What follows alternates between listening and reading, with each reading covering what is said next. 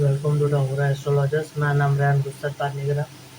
Russia का horoscope आज हम लाए हैं।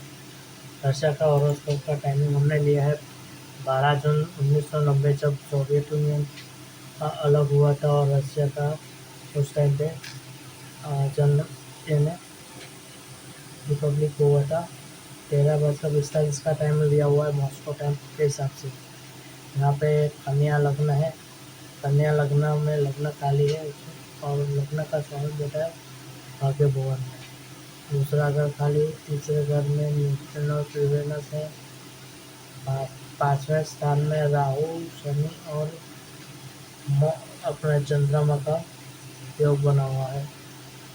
यहाँ से छठा स्थान खाली है। सातवें घर में मंगल बैठे हैं। अष्टम स्थान खाली। नवम स्थान भाग्य भुवन में सूर्य बुध बैठे हुए, गुरु बैठे हुए दसम स्थान में, और अपना केतु बैठे हैं लाभ स्थान में 12 घर खाली। अब यहाँ पे हम पहले चीज़ देखते हैं तो लग्न का स्वामी बैठा है भाग्य भुवन में शुक्र की राशि में, और सूर्य के साथ बेटा बुधा तुल्य योग बना हुआ है। यानी सूर्य यानी गवर्नमेंट, तो गवर्नमेंट बहुत बुद्धिशाली तेजस्वी होती है। यहाँ पे भाग्य उनका एकदम उज्जवल है। और रशिया का जो पावर है वो बुद्धिपूर्वक काम करके ही ये लोग आगे बढ़ रहे हैं। फ्यूचर का सुपर पावर बनने का ये पहला योग है। साथ में शुक्र अष्टम स्थान में होना मंगल की राशि में, और ये सीधे देख रहा है अपने धन भुवन को। धन भुवन को खुद की राशि को देख रहा है, तो ये पैसे के हिसाब से उसमें पैसे की कमी नहीं रहेगी। भले उनको सेंक्शन कोई भी तरह का लग जाए तो उनको सेंक्शन नहीं देंगे। शनि और राहु की दोनों की ड्यूटी हो रही है। वो एक चीज़ मान के चलना चाहिए, शनि राहु किसी भी कुंडली, राष्ट्र की कुंडली या पर्सनल की कुंडली में हो तो ये अपना ये आपका लड़ने झगड़ने में माहिर होता है। उसको हरा पाने के लिए बहुत आसान नहीं रहता, और लड़ने में भी वो एकदम पावरफुल होते हैं और जीतने में भी पावरफुल होते हैं। और यहाँ शनि राहु के बीच ये पाप करता रही योग में चंद्रमा फंसा हुआ है, यानी वो मेंटली डिस्टर्बेंस या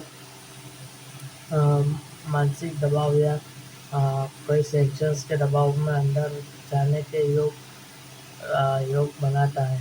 तो कारण जो बन रहा है कि जो उनको सेंक्शंस लग रहे थे उनका कारण यही है कि चंद्रमा उनका दबा हुआ है। साथ में शनि की तीसरी दृष्टि मंगल पे पड़ रही है। शनि मंगल की युति अच्छा माना नहीं जाता है। बिजनेस पार्टनर या कोई उनके एलाइज के साथ भी कुछ धोखा होने की संभावना रहेगी। शनि यहाँ पे 0 डिग्री पे और मंगल यहाँ पे 15 डिग्री पे, तो सेना उसमें पावरफुल मंगल यानी सेनापति, तो सेनापति यहाँ पे पावरफुल होगा। और यहाँ पे जो छठे स्थान खाली है रोग शत्रु का, वहाँ पे अभी शनि का भ्रमण हो रहा है। तो गोचर हम बाद में देखेंगे।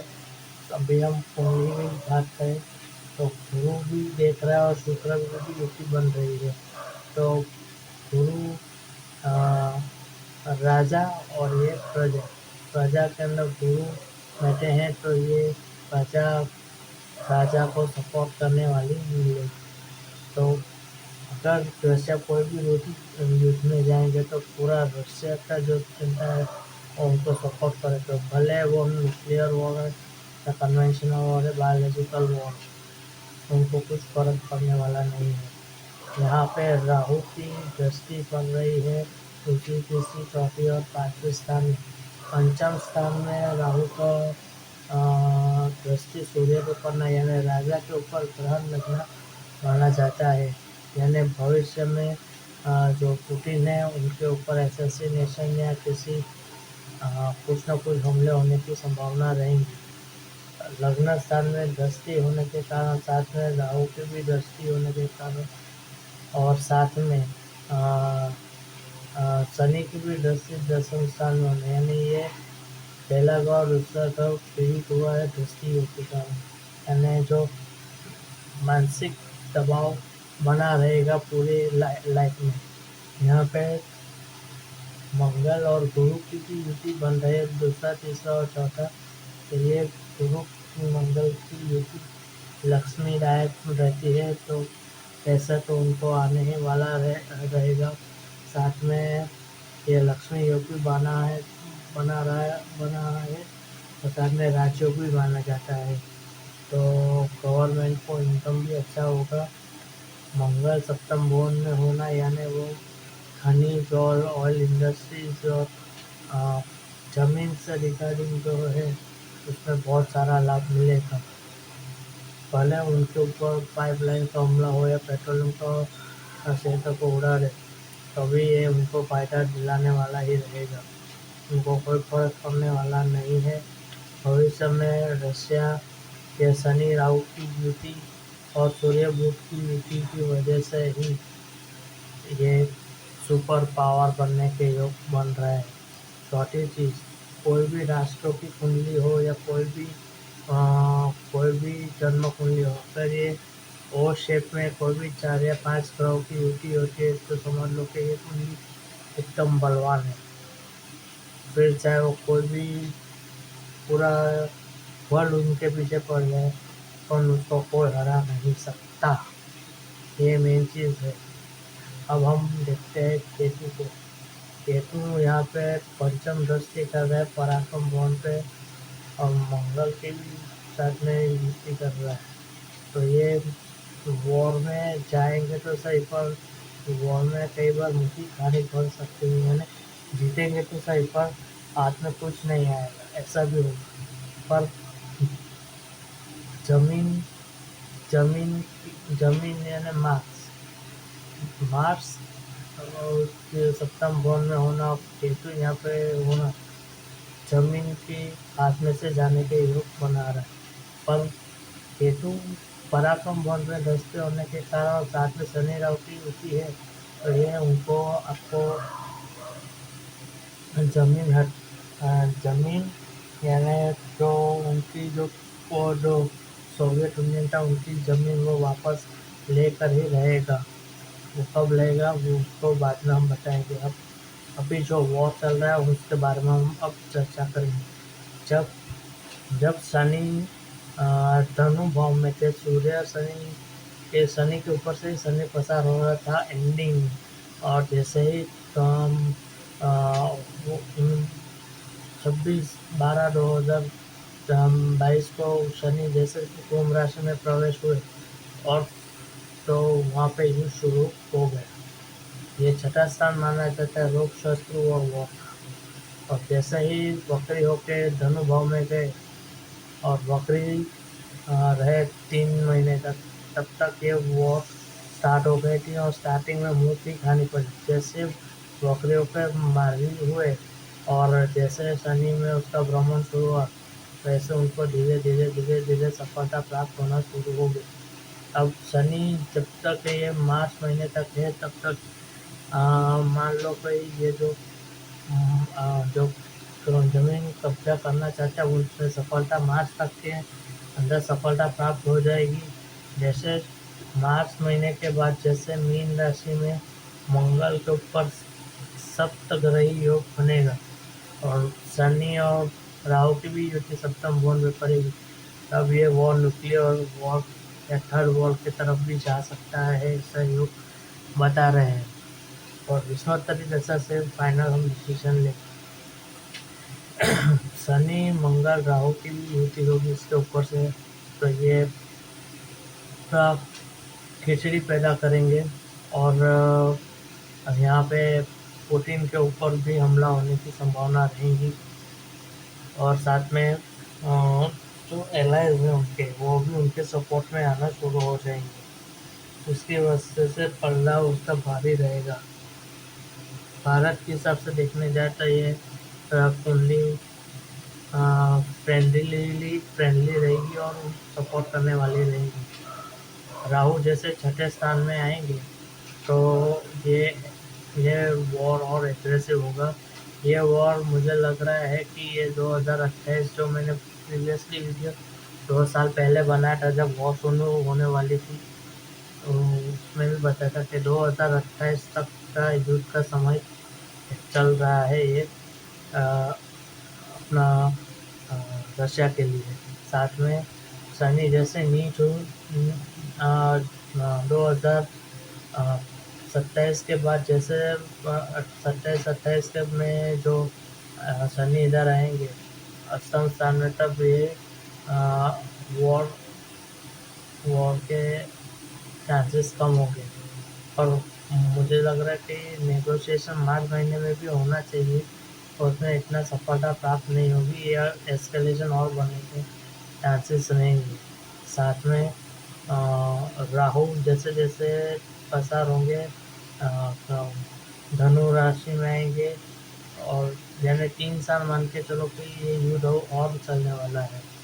साथ में हम देखें कि गुरु की महादशा चल रही है और गुरु में शनि आएंगे 16-10-2028 को, तब ये वॉर बंद होने की संभावना रहेगी। क्यों? क्योंकि गुरु भी बैठे हैं दसम स्थान में प्रजा और राजा। राजा के ऊपर बैठेंगे शनि की महादशा और गुरु भी यहाँ पे, तो ये इम्पोर्टेंट पीरियड होगा जब शनि की महादशा पहुँचा के 2028 तक में ये अपना वॉर खत्म होने के चांसेस रहेंगे। अगर वॉर पीस ट्रीटी हो भी जाती है तो वे फिर से पीछे से एस्केलेशन होने के चांसेस रहेंगे। किसी न किसी षड्यंत्र का शिकार होना पड़ सकता है। परमाणु बम फूटेगा कि नहीं, तो परमाणु बम फूटने के चांसेस है 15 मार्च 2025 से लेके जून महीना 2025 तक में परमाणु बम या परमाणु टेस्ट होने की संभावना रहेगी।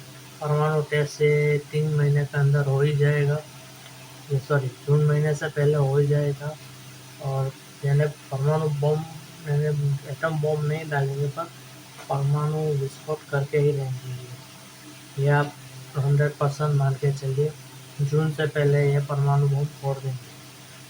मैक्सिमम चांसेस है कि ये मार्च अप्रैल महीने में भी हो सकता है। तो रशिया ऐसे देखें तो रशिया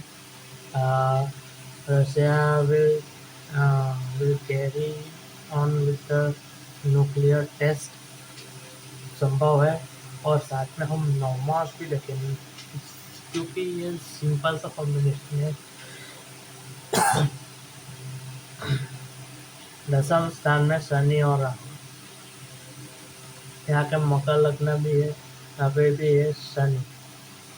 राहु कहाँ पे है? पंचम भाव। कॉम्बिनेशन देखिए, शनि लगने से पूरा ऑपोजिट में और राहु पंचम स्थान में ही बैठा हुआ। मंगल केतु की भी युद्ध बनी है। यहाँ पे केतु नवम दृष्टि डाल रहा है, यहाँ पे मंगल और केतु साथ में है, यानी नवम भाव नवमी दृष्टि कैसे देंगे?